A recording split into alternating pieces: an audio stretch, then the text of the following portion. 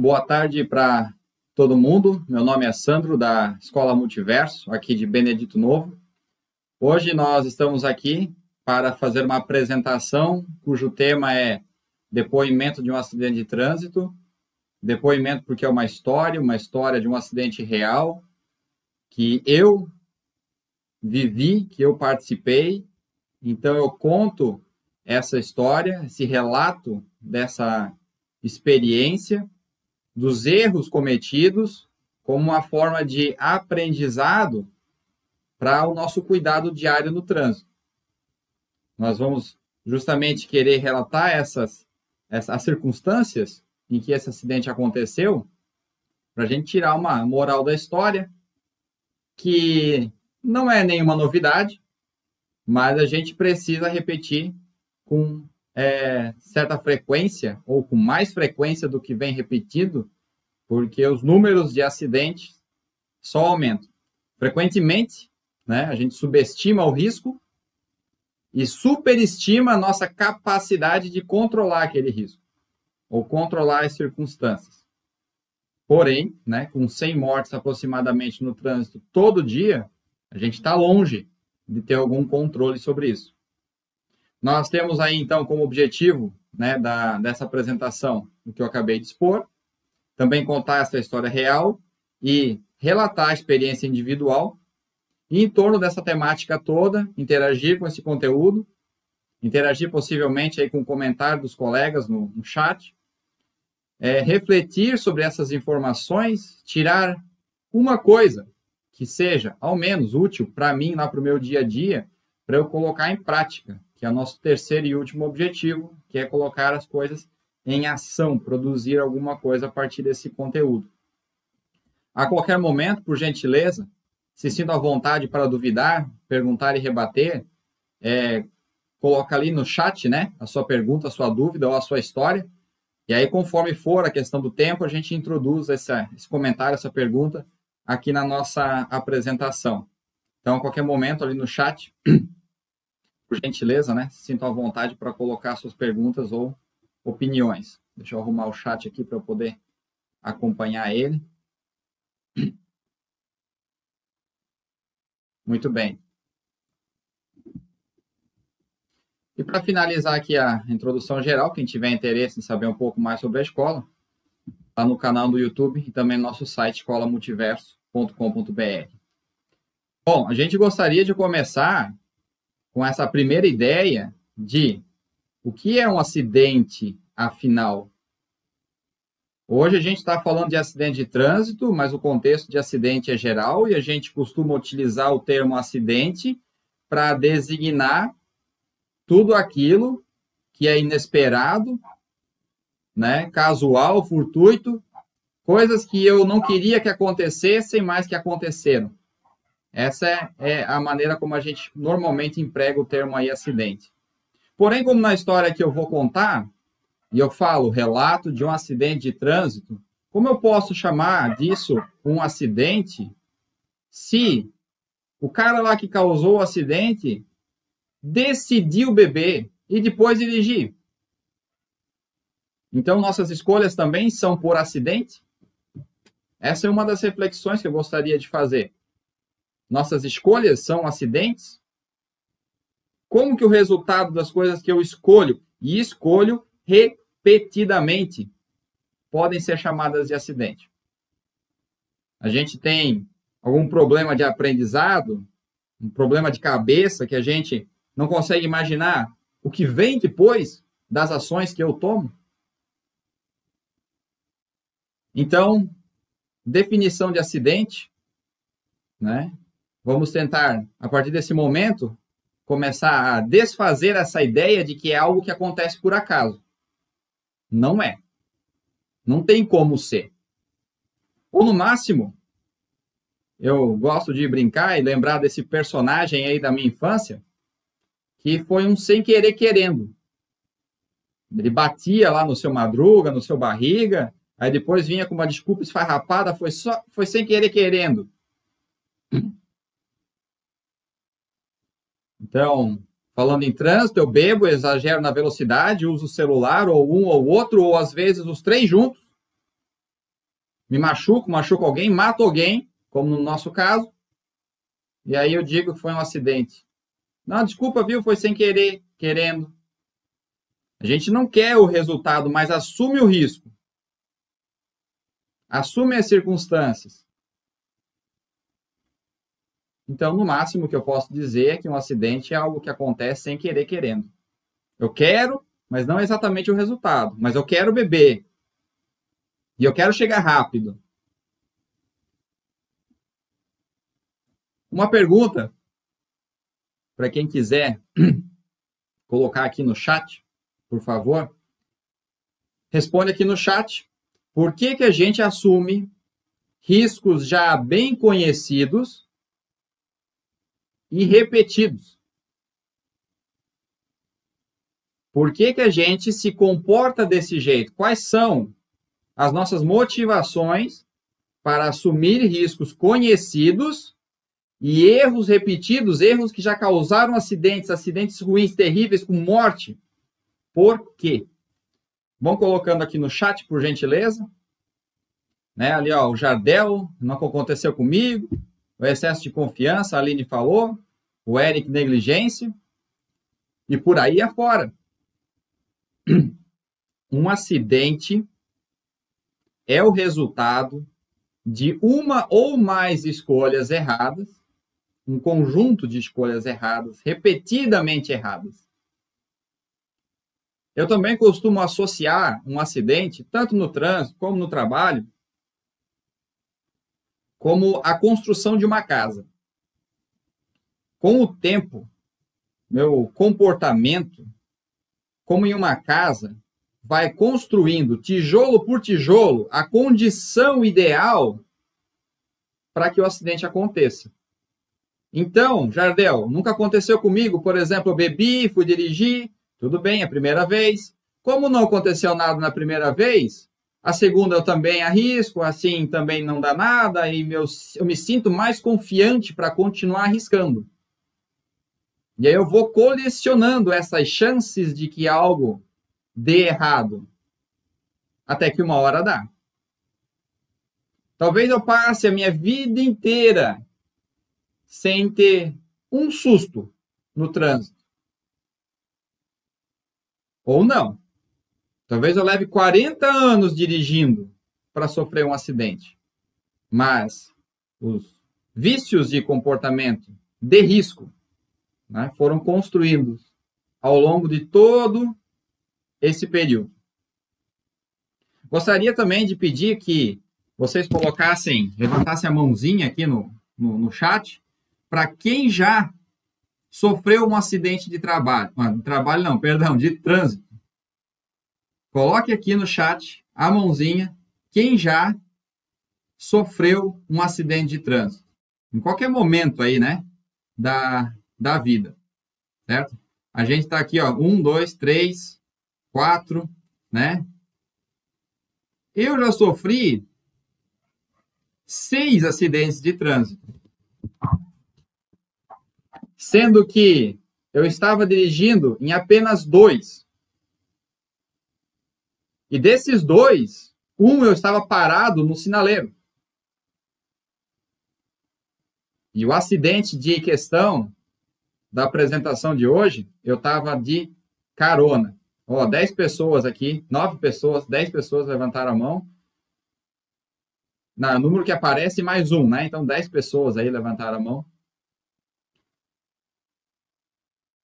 A quantidade de acidentes no Brasil hoje, ano, gira em torno, aí, beirando os 300 mil acidentes de trânsito. Metade disso, quase metade disso, é de gente indo trabalhar ou voltando do trabalho.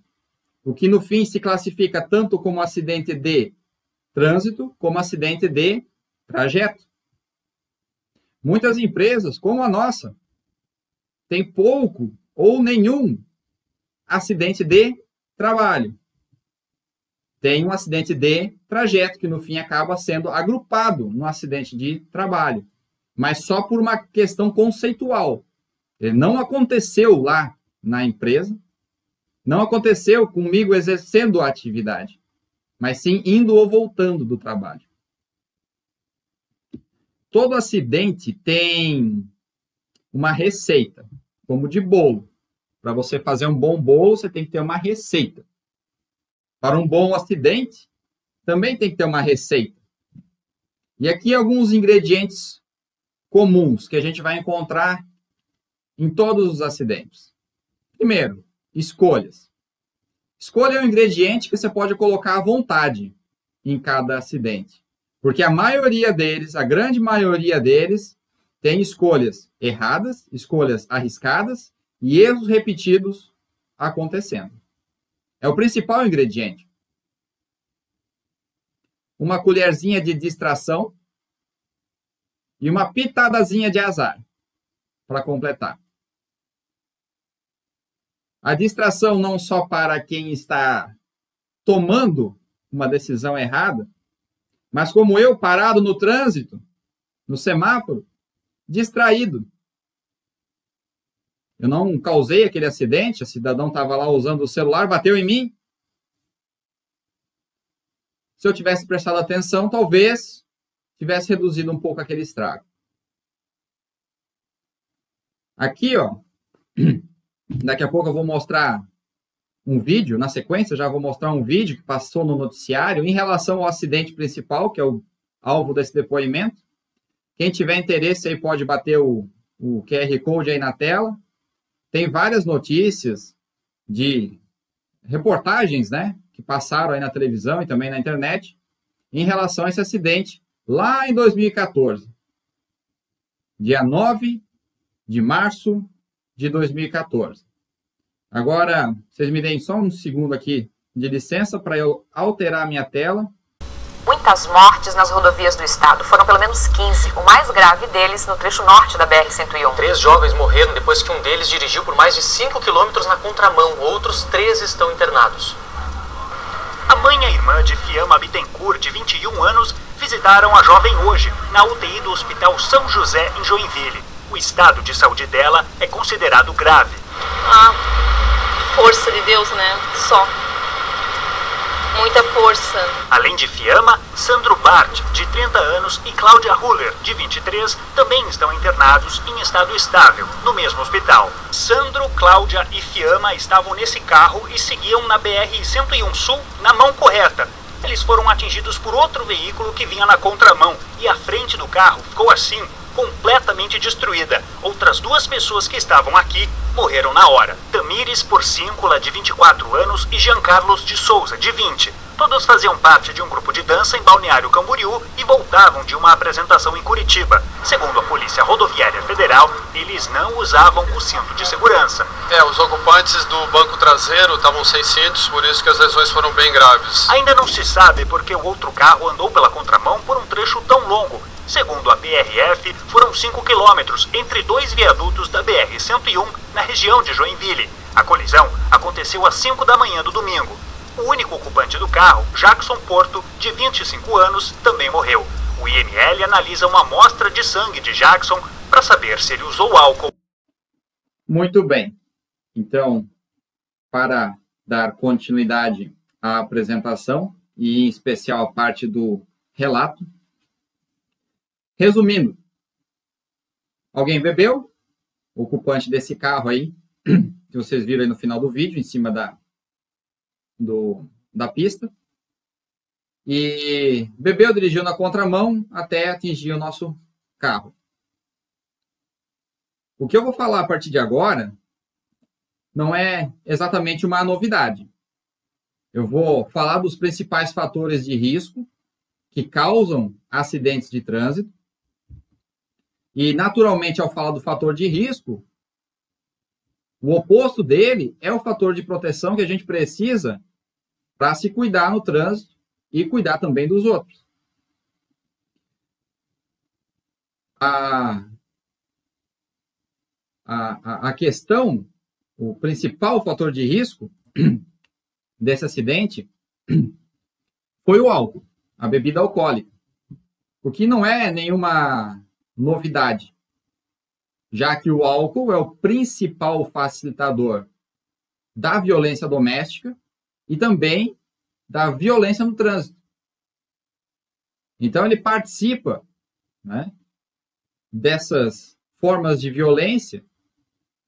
Contudo, eu gostaria de destacar que o álcool ele não se bebe sozinho e tampouco nos obriga a beber. É, de novo, uma escolha que eu preciso fazer. Beber ou não. E depois a próxima é se eu bebi, eu vou ou não dirigir. O nosso colega aqui fez uma escolha errada.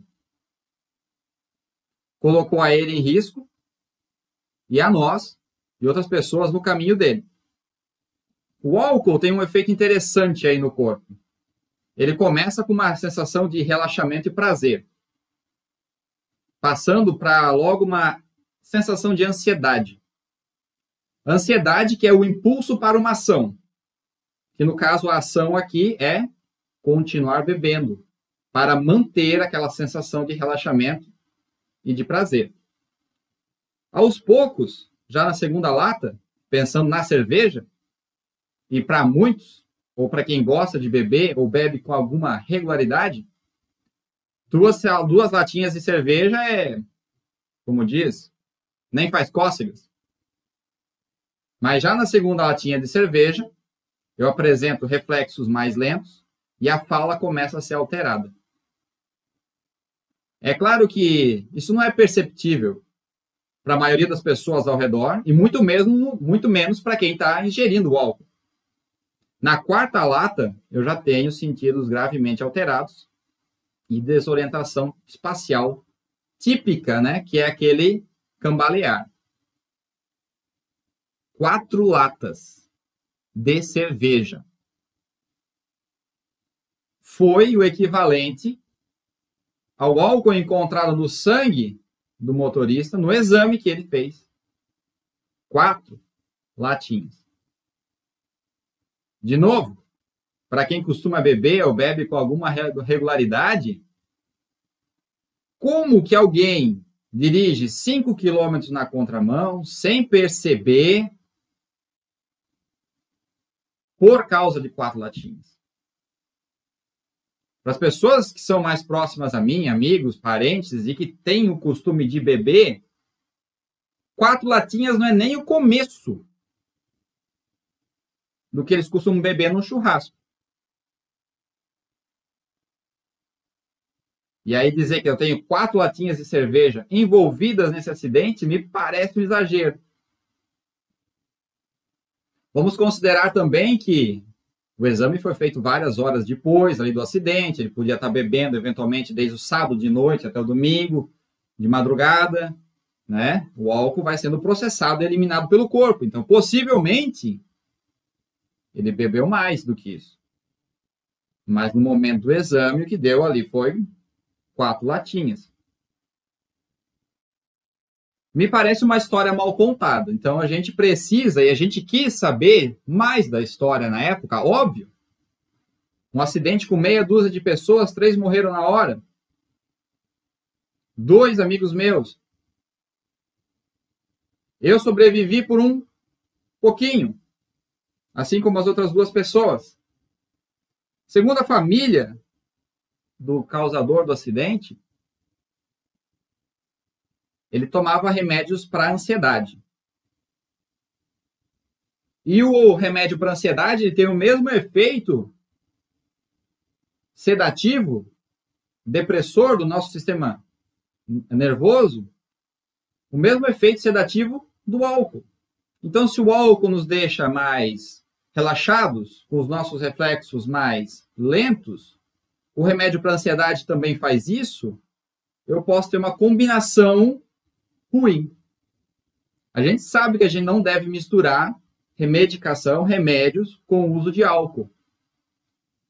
Esse aqui é um caso extremamente, né, proibido, misturar remédio para ansiedade com álcool. Não foi o único, porém, fator de risco relacionado. Lá na bula do remédio, muitos remédios controlados como remédios para ansiedade, lá no finalzinho diz: proibido operar máquinas ao fazer uso desses remédios. Proibido dirigir ao fazer uso desses remédios. Ele não leu, a maioria de nós não lê. E ele ainda combinou com álcool. Mas ainda me parece um exagero dizer que ele andou 5 km na contramão sem perceber que estava na contramão. Então talvez tenha mais fatores. E o último aqui que eu relaciono, ainda na pessoa dele, era o dirigir à noite, o que, considerando que ele estava tomando remédio, que ele tinha ingerido álcool, estava de noite, o principal problema de dirigir à noite é a visibilidade. Associada ao que a gente chama aqui então de quarta escolha, dirigir com sono. O acidente aconteceu às 15:45 da manhã do domingo. Qualquer pessoa normal está com muito sono naquele momento, tendo passado a noite acordado, como a gente e como ele também. Dirigir com sono, o sono, novamente, tem um efeito sedativo, por assim dizer. Ele diminui os nossos reflexos para nos preparar para dormir. Então, o efeito do álcool, o efeito do medicamento, mais o sono, pode ter sido essa mistura, por assim dizer, explosiva. E que, de fato, determinou esse acidente.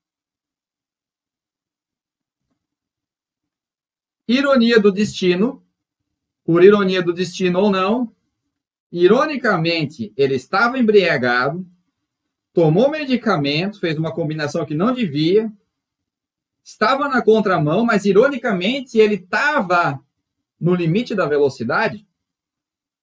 Eu estou todo errado aqui, mas eu vou respeitar o limite da velocidade.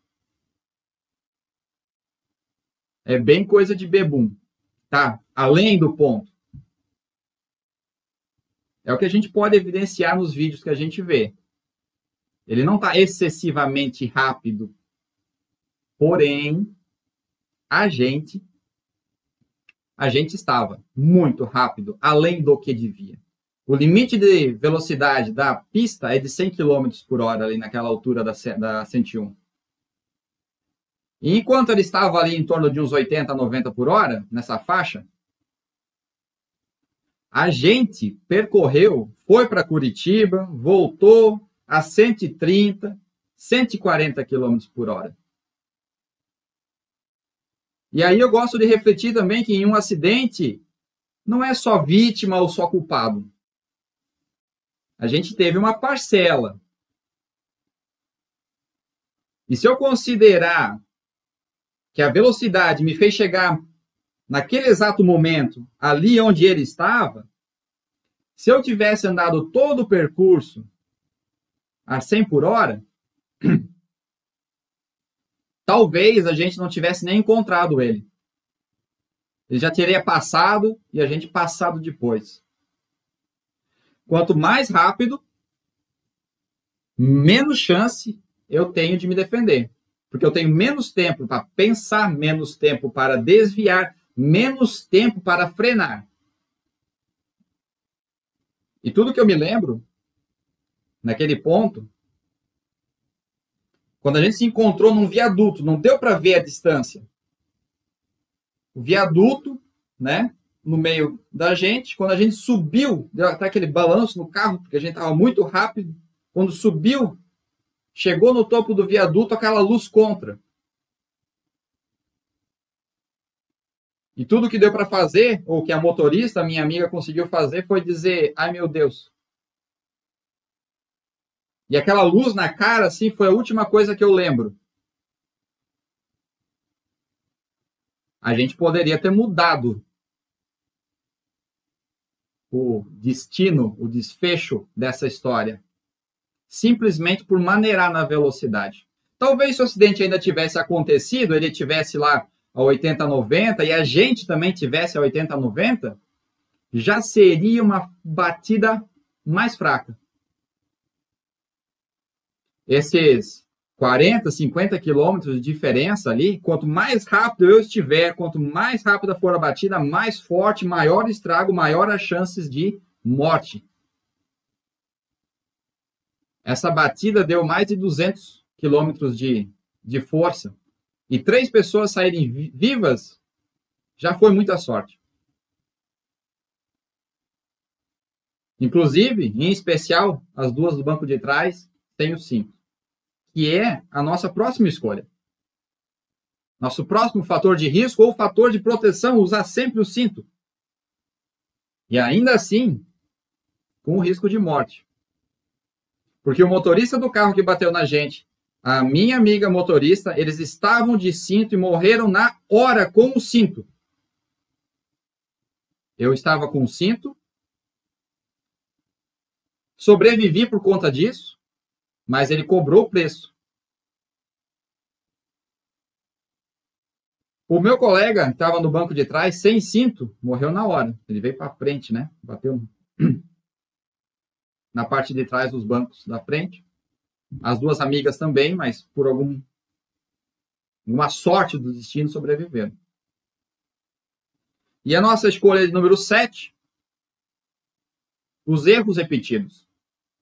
Porque certamente não foi a primeira vez que esse cidadão bebeu e foi dirigir. Assim como também não foi a primeira vez que ele dirigiu à noite. Nem foi a nossa primeira vez dirigindo à noite, com sono, e em especial, não foi a nossa primeira vez dirigindo a 130, 140 km por hora. Erros repetidos. Escolhas erradas feitas repetidamente, construindo tijolo por tijolo as condições, as circunstâncias para que em algum momento aquela pitadinha de azar aconteça e aí o acidente. Então, bebeu, vai de carona, você vai dirigir, nem bebe. Deixa o celular desligado, o celular não estava envolvido no nosso acidente, mas regra padrão. E em especial, acima de tudo, a velocidade.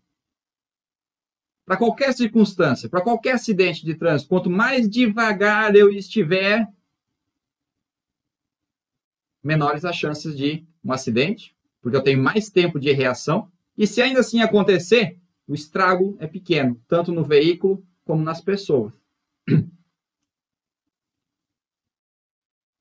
Esses foram os elementos que causaram esse acidente.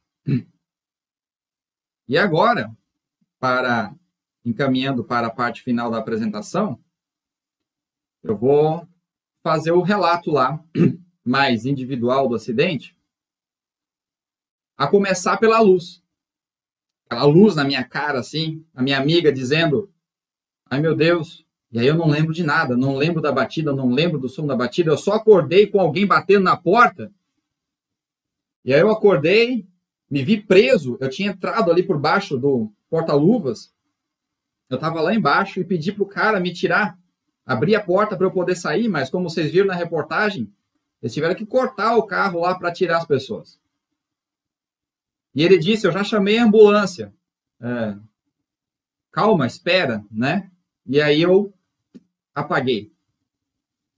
Eu não tinha noção do tempo ou do que estava exatamente acontecendo.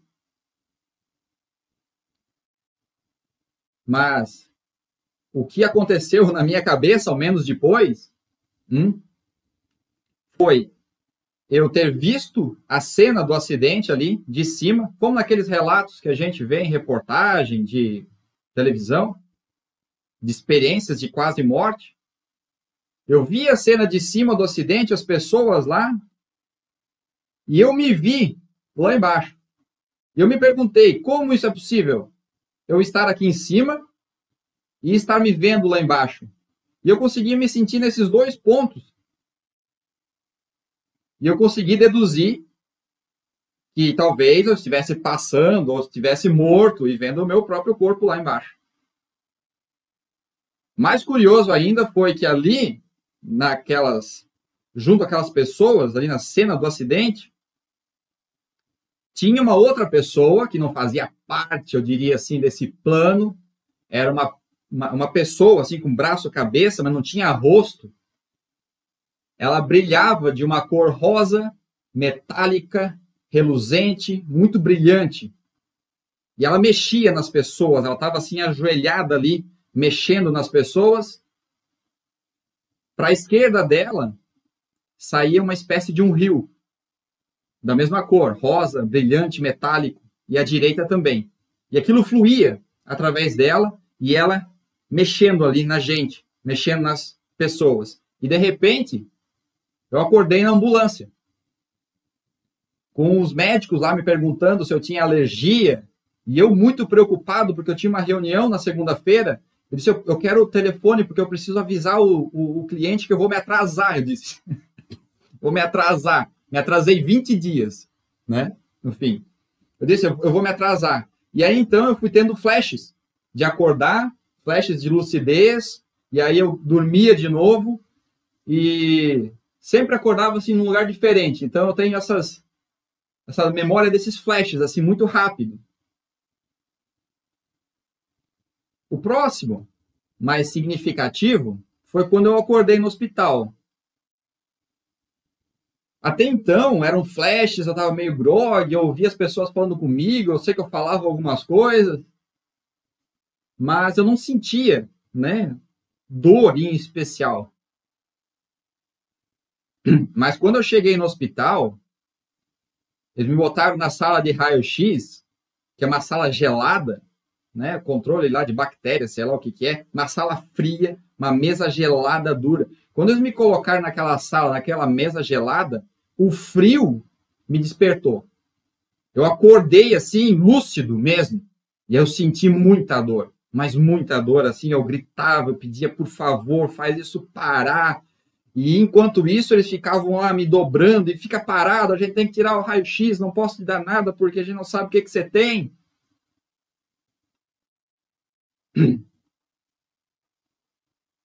Volta e meia ainda me apertava e perguntava se estava doendo. Eu senti muita dor. E do nada, no meio daquele, sei lá, aquela sensação assim infernal de dor, de agonia e de frio, tudo parou. Como se alguém tivesse tirado com a mão. Todo aquele sofrimento, alguém tivesse tirado com a mão, e aquela agonia, aquele frio, aquela dor, deu lugar a uma sensação de paz e tranquilidade. Como eu nunca tinha experimentado. Nem antes, nem depois daquilo. Uma sensação muito agradável, assim, de paz e tranquilidade, relaxamento. Aquele frio congelante deu lugar a um calor aconchegante. Pela segunda vez, eu deduzi que eu tinha morrido e que estava no céu. Que só o céu para ser assim tão bom. É o que eu consigo explicar. Faltam palavras mesmo para descrever aquela sensação. Aquele calorzinho aconchegante, porém, foi dando lugar a um calor maior. E um calor, assim, muito quente. Eu me sentia um ponto assim que eu estava pegando fogo. E aí eu perguntei para mim mesmo se eu estava no céu ainda. Ou que o céu não era para ser assim tão quente. E eu imaginando que eu estava morto, o outro lugar que sobrava não era exatamente o que eu queria ou onde eu queria estar. E isso tudo desvagava ali na minha mente. Eu tenho essas memórias de, às vezes, quando eu conto para as pessoas, nossa, eu conseguia pensar nisso tudo. Eu não sei se eu pensava, se eu delirava, ou o que era. A verdade é que essa sensação era a sensação da anestesia quando eu entrei para a primeira cirurgia. Isso já lá por volta do meio-dia. Estava umas 6 horas no hospital já.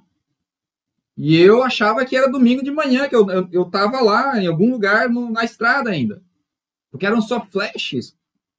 Lembrando agora, 6 horas, não tem como. Aquela anestesia, aquela sensação maravilhosa, misturada com depois com calor, queimava, se repetiu mais 3 vezes nas outras cirurgias. Nesse meio tempo, minha mãe recebia uma ligação, dizendo que ela tinha que ir para o hospital, buscar o filho dela que tinha quebrado o tornozelo e que não podia falar comigo no telefone. Minha mãe saiu aqui de Benedito Novo, foi até Joinville chorando, porque, afinal de contas, que mãe que precisa buscar um filho no hospital só porque quebrou o tornozelo e não pode falar com ele no telefone? E assim foi. Ela deu o recado, já desligou, a enfermeira já desligou e a mãe se arrancou lá para... Chegou lá no finalzinho dessa cirurgia, o médico disse para ela, a gente fez o que pôde, agora depende do seu filho. E também saiu para outra cirurgia já. Estava tenso o plantão médico naquele final de semana lá no hospital, como é muito frequente. A maior parte por conta de acidente de trânsito. Eu não quebrei só o tornozelo, quebrei o joelho, quebrei a clavícula, a orbital do olho, perdi 1,5 litro de sangue, tive 2 paradas respiratórias, tive que fazer uma laparotomia, que é a abertura aqui, naquele jeito antigo de se fazer cesárea, né? Que eles abrem você assim, para fazer então a esplectomia, que é a retirada do baço, e uma parte do intestino, que é a colectomia, porque o cinto esmagou tudo e lacerou tudo aqui por dentro. Eu estava 6 horas no hospital e eles não tinham percebido que eu estava com hemorragia interna. Só depois das 2 paradas respiratórias, alguém se perguntou, opa, será que ele está só com politrauma? Ou seja, múltiplas fraturas? E aí, então, fizeram um ultrassom, da onde veio, então, a cirurgia de emergência para drenar todo aquele sangue, estancar o que estava saindo ainda. Foram, ao todo, 20 dias no hospital, 3 meses sem andar. E durante todo aquele período, em especial a primeira semana, eu não tinha noção nenhuma do tempo, perdia a memória. Toda vez que eu acordava, em algum momento que eu acordava, as enfermeiras ali têm um procedimento, né, de hospital lá, de informar o que aconteceu, dizer que dia é, estimular a pessoa a recobrar a consciência. E elas tinham essa rotina, mas eu não lembro de nenhuma delas até o final da primeira semana, pelo menos. E elas falavam, não, todo dia, você acordava várias vezes por dia, né? A gente falava onde você estava, conversava contigo, eu não lembro de nada. Foi lá na sexta, no sábado, que eu comecei a ter uma noção de tempo de novo e de espaço, de localização ali de onde eu estava. Até então, para mim, continuava sendo domingo de madrugada. Porque ela dizia, que horas são, Sandro? Você sabe que dia é hoje? Domingo? Aí no outro dia, que horas são, Sandro? Sei lá, umas 8 da manhã. Que dia é? Domingo? E era domingo de manhã para mim. E a gente já estava na sexta, no sábado, quando eu comecei de novo a gravar as coisas. Em uma dessas vezes que eu acordei, logo depois da cirurgia, eu presumo, eu acordei olhando para cima, tudo branco, aquela luz forte na cara, como aquelas cenas de filme, tipo de zumbi, né, que você acorda lá no meio do hospital deserto. Parecia que eu estava sozinho ali. Eu tentei sentar na cama, com a laparotomia recém-feita, 35 pontos recém-costurados. Quando eu me ergui da cama, assim, eu senti aquela dor. Eu gritei. Nisso já apareceram 2 enfermeiras, uma para me botar de volta na cama, e a outra eu ainda consegui ver ela injetando alguma coisa no soro. E aí eu dormi. Eu passei 20 dias tomando um medicamento para dor chamado Tramal. Eu saí de lá viciado. Eu sentia dor, eu queria tomar aquele remédio. E tudo para mim, esses flashes, tudo, nessa primeira semana especial, me deram essa sensação de que eu poderia morrer a qualquer momento e eu nunca saberia. Às vezes eu me perguntava lá na minha cabeça, se eu estava inconsciente ou meio acordado, como que eu vou saber se eu estou morto? Porque a enfermeira está me dizendo agora que eu passei uma semana no domingo, né? Hoje é sexta, hoje é sábado, e eu achava que era domingo, eu poderia ter morrido a qualquer momento e jamais ter sabido do porquê, do como. Parei no tempo. Quando eu finalmente recuperei ali lá para sexta, sábado, acho que era sábado para domingo já, no outro domingo, elas, de novo aquela rotina de contar, né, o que tinha acontecido, elas disseram mais uma vez, olha, aconteceu isso, aquilo, seus 2 amigos morreram, coisa e tal. E no momento que eu entendi o acidente, da primeira parte em que ela falou, olha, os seus amigos morreram, eu senti muita raiva. Que deu lugar, logo em seguida, a uma sensação de satisfação. Eu diria quase felicidade. Porque a frase dela foi mais ou menos assim, olha, aconteceu isso, seus amigos morreram, tá? E aí aquele ódio, e ela continuou a frase, um motorista que causou o acidente também morreu. E aí eu fiquei feliz.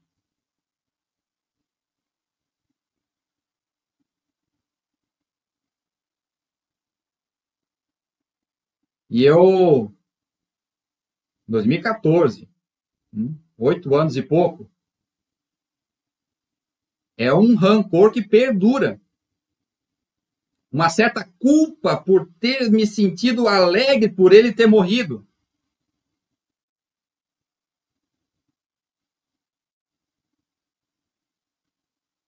Depois eu soube que ele tinha uma filhinha pequena. Mais tarde eu também virei pai. E não consegui trabalhar isso. E talvez nem queira. E eu fico me imaginando como que a mãe, a família dessa menina pequenininha que cresceu sem o pai, como que eles contaram essa história? A criança vai crescendo, ela vê os amiguinhos no colégio, ali na creche, com o papai e a mamãe, e deve ter perguntado onde é que está o meu papai e mãe. E aí a gente, tentando fazer o nosso melhor, deve ter dado alguma desculpa que criança aceita, né? Ah, o seu pai foi para o céu, é um lugar bom, é um lugar melhor. Mas criança também é esperta. Uma hora ela saca. Talvez ela pergunte, mas pai, mãe, por que o papai prefere estar lá no céu do que aqui comigo? São coisas que passam pela minha cabeça porque me aterroriza. Só imaginar que eu posso faltar para os meus filhos. De alguém falar para os meus filhos, falar de mim no passado. Dizer coisas como, o seu pai era uma pessoa boa. Se o seu pai estivesse aqui, ele sentiria orgulho de você. Isso me aterroriza. E aí eu gostaria de ir finalizando a apresentação, dizendo que a gente precisa tomar melhores decisões, fazer escolhas mais seguras, não subestimar o risco, acima de tudo, não superestimar a nossa capacidade de controlar o risco. Que a gente tome decisões seguras para que a gente sempre volte para casa. E que nunca, jamais, a gente seja responsável por impedir que alguém volte para casa.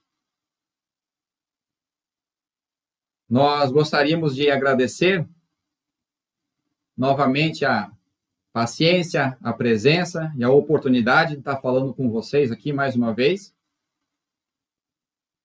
E eu vou encerrar a apresentação